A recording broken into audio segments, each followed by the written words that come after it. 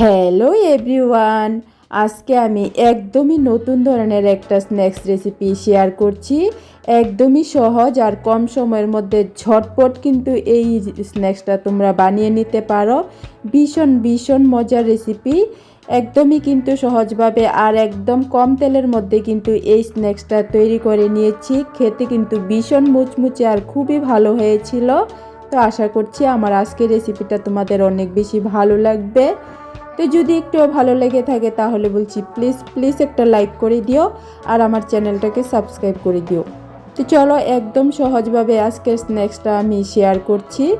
তো প্রথমে দেখো, মিক্সিং জারের মধ্যে আমি 4 কাপের 1 কাপ সুজি নিয়েছি। একই কাপের আধা কাপ নিয়ে নিলাম দই। তো এখানে আমি ঘরে পাতা টক দই নিয়েছি, তবে খেয়াল রাখবে দইটা যাতে বেশি টক না হয়। তারপর একই কাপ দিয়ে আধা কাপ জল দিয়ে দিলাম। দিয়ে দেখো আমি সব কিছু ভালো করে পেস্ট করে নিয়েছি। তো পেস্ট করা ব্যাটারটা একটা মিক্সিং বোলের মধ্যে ঢেলে নিয়েছি। এখন এটা আমি ঢাকনা দিয়ে 5 থেকে 10 মিনিটের জন্য রেস্টে রেখে দেব। তারপর একটা বাটির মধ্যে আমি সিদ্ধ করা আলু নিয়েছি 6টা। তো এখানে আমার আলুগুলি ছোট ছিল, তার জন্য এখানে আমি 6টা আলু নিয়েছি। যদি বড় আলু নাও তাহলে কিন্তু একটা অথবা 2টা দিয়ে হয়ে যাবে।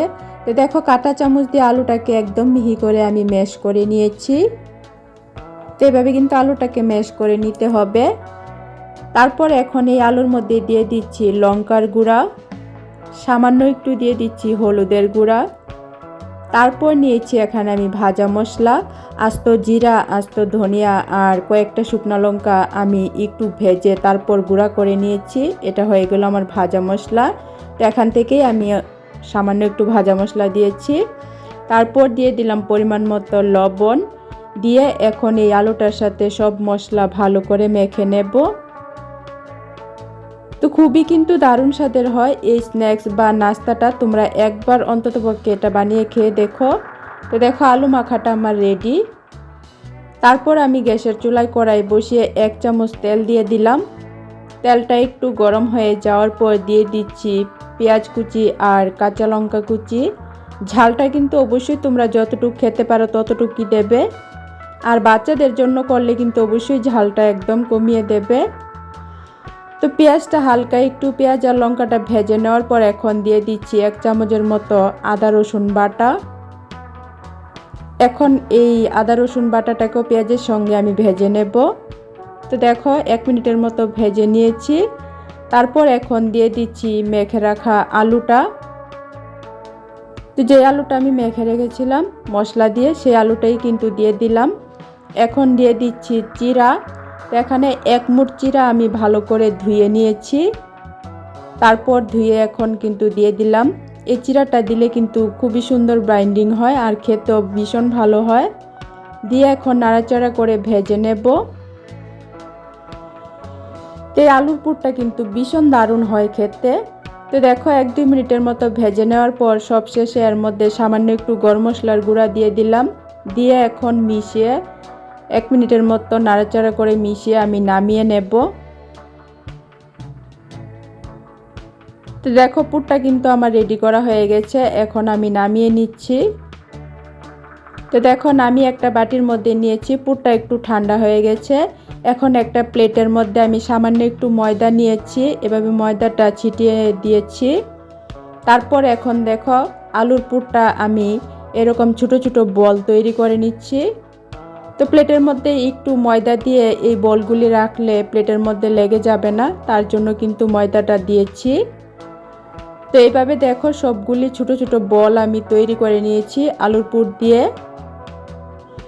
তো এদিকে রেস্টে রেখেছিলাম যে সুজির ব্যাটারটা, সেটাও কিন্তু পুরোপুরি নরম হয়ে সফট হয়ে গেছে আর সেট হয়ে গেছে। এখন এর মধ্যে দিয়ে দিলাম আমি আধা কাপ চালের গুঁড়া।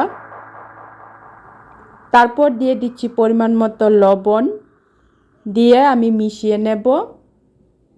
তো সুজি আর দইয়ের ব্যাটারের মধ্যে এখানে আমি আধা কাপ চালের গুঁড়া দিয়েছি। তোমরা কিন্তু চালের গুঁড়ার পরিবর্তে বেসনও দিতে পারো।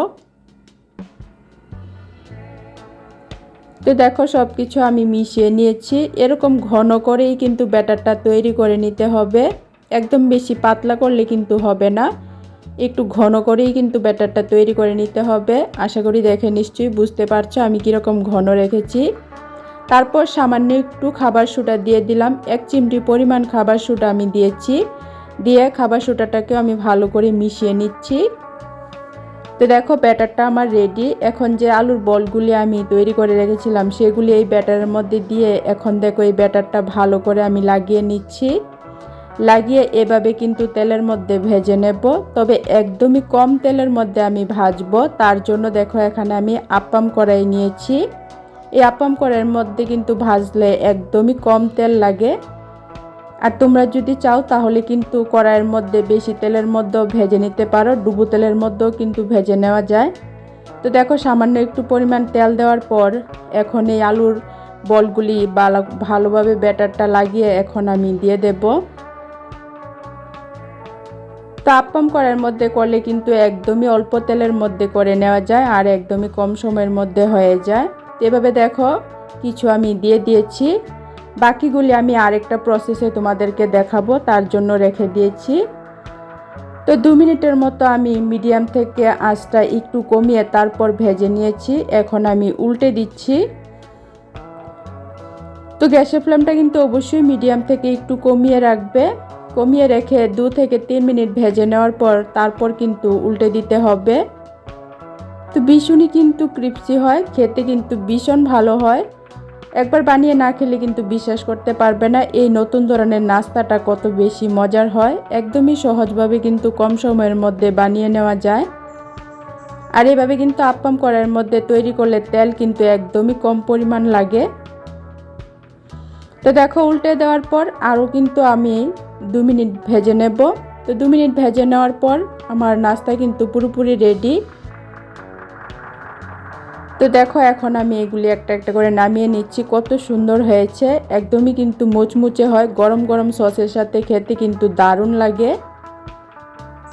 তো সবগুলি নামিয়ে নিয়েছি, বাকিগুলি আমি আরেকটা প্রসেসে তোমাদেরকে দেখিয়ে দিচ্ছি। প্রথমে অল্প করে তেল দিয়ে তারপর অল্প অল্প ব্যাটার দিয়ে দিচ্ছি।